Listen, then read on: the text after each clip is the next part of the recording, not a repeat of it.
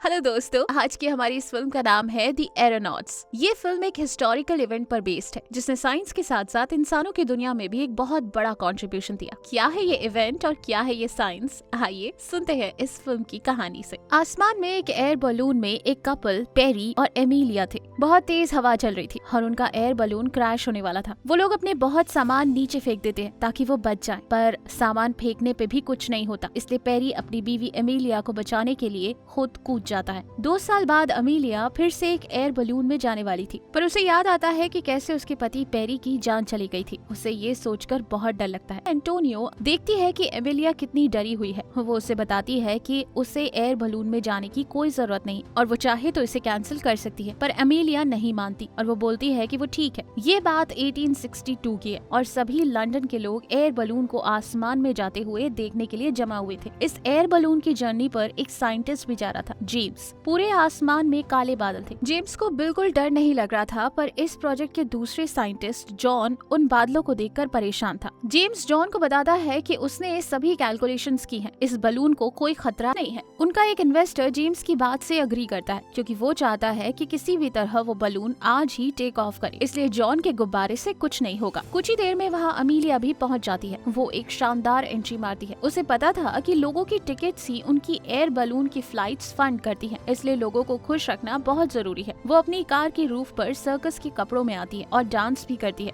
उसने अपने कुत्ते को भी लिया होता है और वो उसको अपने साथ एयर बलून में जर्नी पर ले जा रही थी। ये देखकर जेम्स मना करता है, पर अमीलिया उसकी बात नहीं सुनती। अमीलिया वहाँ जमा हुए लोगों को बोलती है कि वो फ्रांस का 23,000 फीट का रिकॉर्ड तोड़ देगी। इतनी ही देर में अमीलिया एयर बलून की रस्सी काट देती है, जिससे जेम्स को मेजरमेंट लेने में बहुत कम समय मिलता है। उसका बलून आसमान की तरफ जाता है और लोग बहुत हैरानी से उनको देख रहे होते हैं। जब उनका बलून आसमान से कुछ फीट ऊपर होता है, एमिलिया अपने कुत्ते को बलून से नीचे फेंक देती है। पर सरप्राइज की बात ये थी कि उस कुत्ते को पैराशूट लगा हुआ था और वो सेफली नीचे पहुंच गया था। ये अमीलिया ने इसलिए किया था ताकि ऑडियंस को एंटरटेन कर सके। वो लोग लंदन के ऊपर से उड़ रहे होते हैं। जेम्स अपनी दूरबीन निकाल के लंदन की ब्रिटिश सोसाइटी की बिल्डिंग देखता है और उसे फ्लैशबैक्स आने लगते हैं। 2 साल पहले जेम्स और जॉन्स छत पर बैठे हुए थे। वो एक एयर बलून को आसमान में उड़ता हुआ देख रहे थे। वो देखते हैं कि जेम्स ब्रिटिश सोसाइटी से रिक्वेस्ट करता है कि उसे भी ऐसे एडवेंचर पर जाने के लिए फंडिंग दी जाए, पर सब उसका मजाक उड़ाते हैं और बोलते हैं कि वो मौसम को प्रिडिक्ट नहीं कर सकते। यहाँ तक कि वो लोग जेम्स के पेरेंट्स का भी मजाक उड़ाते हैं। इसके बाद मूवी का प्लॉट फिर से प्रेजेंट में आता है।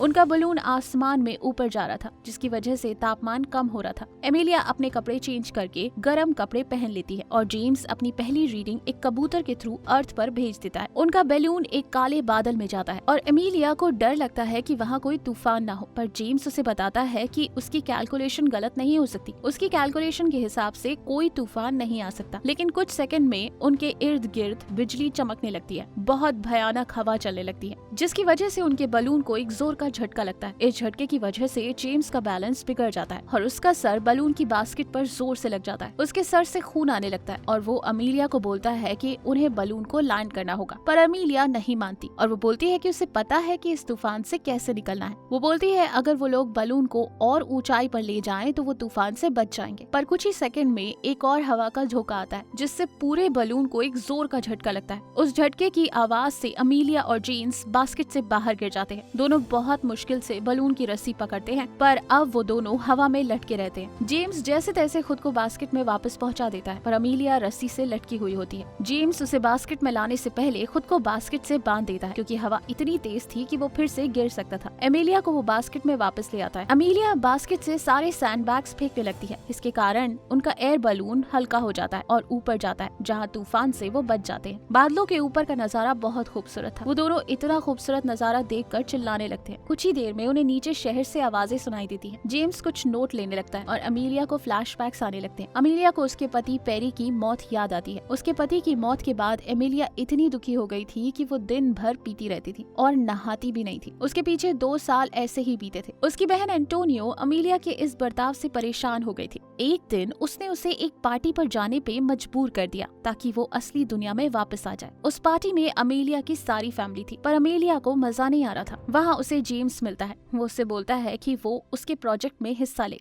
जेम्स जेम्स आसमान एक्सप्लोर करना चाहता था और दुनिया को दिखाना चाहता था कि वेदर प्रेडिक्शंस पॉसिबल है। अमेलिया को समझ आता है कि जेम्स इस पार्टी में इनवाइटेड नहीं था और वो चुपके से पार्टी में घुसा था। ये जान के अमेलिया जेम्स का ऑफर रिजेक्ट कर देती है, पर जेम्स उसे बताता है कि ऐसा प्रोजेक्ट इंसानों को बहुत फायदा दे सकता है। ये सुनकर अमेलिया मान जाती है। एंटोनियो नहीं चाहती थी कि अमेलिया फिर से एयर बलून पर जाए, और जब एंटोनियो को पता चलता है कि अमेलिया फिर से एयर बलून में जाने का सोच रही है, वो उसे बताती है कि उसे दरअसल खुशी एयर बलून से नहीं मिलती थी, बल्कि उसके पति पेरी के होने से मिलती थी, इसलिए उसे एयर बलून में जाने की कोई जरूरत नहीं। यहाँ प्लॉट वापस प्रेजेंट में आता है। जेम्स अमेलिया को उसके पति के बारे में पूछता है, पर अमेलिया उसका जवाब नहीं देती। कुछ ही देर में आसमान में बहुत बटरफ्लाईज आती है। जेम्स देखकर हैरान होता है, क्योंकि उसे नहीं लगता था कि बटरफ्लाईज इतनी ऊंचाई पर उड़ सकती है। उसके दोस्त जॉन की थ्योरी के हिसाब से बटरफ्लाईज इतनी ज्यादा हाइट पर ज्यादा देर जिंदा नहीं रह सकती थी। जब जेम्स ने देखा कि उसे जॉन की थ्योरी कंफर्म हो गई, क्योंकि उन्हें प्रूफ मिल गया। बटरफ्लाईज को देखकर एमिलिया को पेरी की याद आती है, क्योंकि पेरी को नेचर बहुत पसंद था। इसी के साथ उसे दूसरा फ्लैशबैक आता है। जब अमेलिया की बहन एंटोनिया ने उसे बोला था कि उसे एयर बलून पर नहीं जाना चाहिए, अमेलिया ने उसकी बात सुन ली थी। अमेलिया ब्रिटिश सोसाइटी जाकर जेम्स को मना कर देती है। जेम्स ये बात जाकर अपनी माँ को बोलता है, पर अपने पिता को वो ये बुरी खबर नहीं देता, क्योंकि उसके पिता को मेमोरी लॉस था। उसके पिता उसे एक दूरबीन देते हैं और बोलते हैं कि जब वो आसमान में जाए तब वो इस दूरबीन का यूज करे। मूवी का प्लॉट अब वापस प्रेजेंट में आता है, जहाँ एमिलिया और जेम्स का एयर बलून ठंड के कारण जमने लगता है। एमिलिया जेम्स की रीडिंग्स लेने में मदद करती है और वो लोग ये देखकर बहुत खुश होते हैं कि उन्होंने फ्रांस का रिकॉर्ड तोड़ दिया था। वो 23,000 फीट से ऊपर थे। वो लोग इस दुनिया के पहले इंसान थे जो इस ऊंचाई पर पहुंच गए थे। जेम्स ये रीडिंग्स लेकर एक कबूतर के थ्रू अर्थ पर भेज देता है। कुछ ही देर में ठंड बढ़ती जा रही थी और एमिलिया जेम्स को बोलती है कि वो गर्म कपड़े पहन ले, पर जेम्स ने गर्म कपड़े नहीं लाए थे, क्योंकि वो चाहता था कि एयर बलून का वजन कम रहे। ये सुनकर अमेलिया उसे बोलती है कि उन्हें लैंड करना चाहिए, वरना जेम्स ठंड से मर जाएगा। पर जेम्स उसकी बात नहीं मानता और बोलता है कि ये प्रोजेक्ट बहुत इंपॉर्टेंट है। जेम्स उसे बोलता है कि वो उस खूबसूरत आसमान को देखे। तब अमेलिया को रियलाइज होता है कि उसे सच में उड़ने से ही खुशी मिलती है और उसकी खुशी का कारण उसका पति नहीं था। अमेलिया जेम्स की बात मान जाती है, पर वो उसे एक कंडीशन देती है। वो बोलती है कि वो तभी और ऊंचाई पर जाएगी कि अगर और ठंड बढ़ी तो जेम्स इस बलून को लैंड करवा देगा। जेम्स मान जाता है और अमेलिया बास्केट से सैंडबैग्स फेंकने लगती है। अमेलिया को फिर से फ्लैशबैक आता है। जॉन उसके घर आता है, क्योंकि अमेलिया ने जर्नी पर आने से मना कर दिया था। जॉन उसे जेम्स का काम दिखाता है। वो उसे एक डायरी दिखाता है जिसमें जेम्स ने स्नोफ्लेक्स बनाए थे।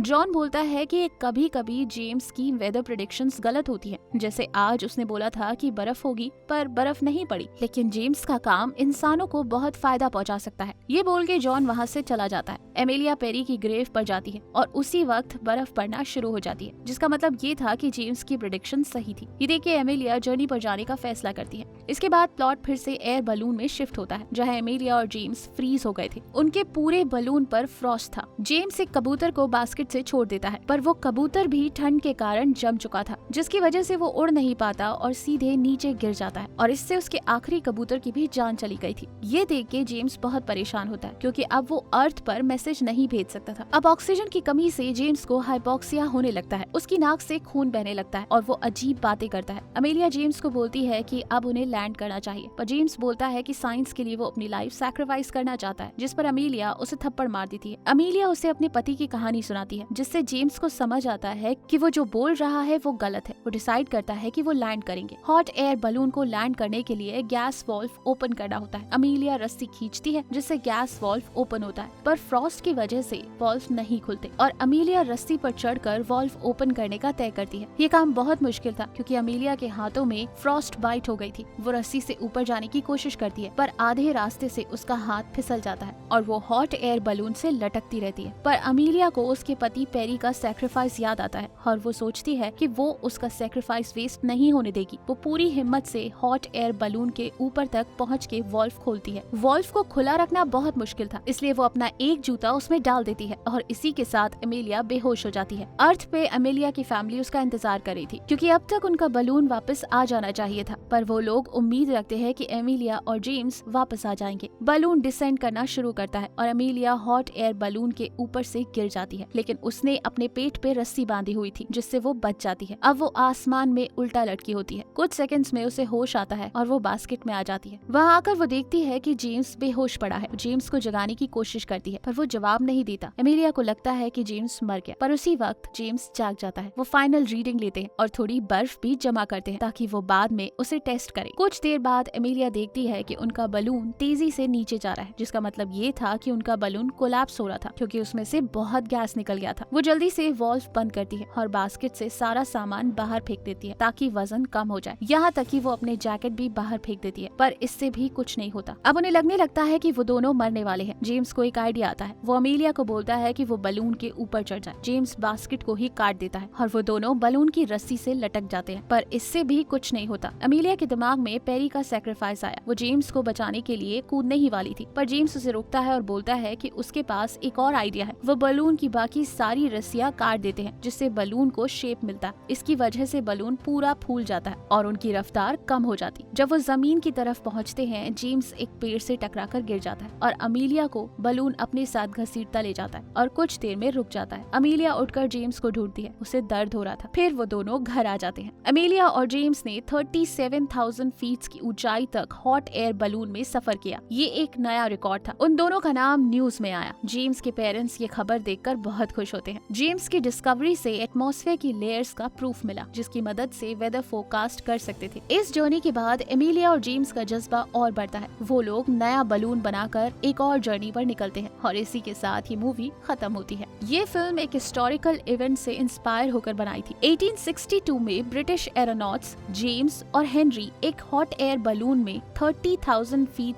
टू 36,000 फीट की ऊंचाई तक गए थे। इस मूवी में हेनरी के कैरेक्टर की जगह एक फिक्शनल कैरेक्टर एमिलिया थी। इस फिल्म से आपने देखा कि एक हॉट एयर बलून कैसे काम करता है। हॉट एयर बलून को ऊपर ले जाने के लिए उसमें से सैंड बैग्स को फेंकना होता है और हॉट एयर बलून को नीचे लाने के लिए एक गैस वाल्व को खोलना होता है। आपने अमेलिया और जेम्स का साइंस के लिए जज्बा भी देखा। उन दोनों ने इंसानों के फायदे के लिए आसमान की इस ऊंचाई पर जाकर रीडिंग्स ली। होप इन मोटिवेशनल एंड नॉलेजेबल मूवी से हम इंस्पायर हो रहे होंगे। अगर आपको लगता है कि ये वीडियो आपके किसी फ्रेंड या फैमिली मेंबर को इंस्पायर कर सकती है, तो ये वीडियो उनके साथ जरूर शेयर करें। अगर आप हिंदी में फ्री में 200 से ज्यादा amazing non fictional book summary सुनना या पढ़ना चाहते हैं, तो आप डिस्क्रिप्शन या फर्स्ट कमेंट में दिए गए लिंक से ऐप डाउनलोड कर सकते हैं। एनीवेज दोस्तों, अगर आप ऐसे ही नॉलेजेबल वीडियोस मिस नहीं करना चाहते, तो सब्सक्राइब करने के बाद बेल का बटन दबाना मत भूलिएगा। आप कमेंट करके ये भी बता सकते हैं कि आप नेक्स्ट वीडियो किस टॉपिक पर चाहते हैं। जल्द ही हम आपसे दोबारा मिलेंगे। जय हिंद।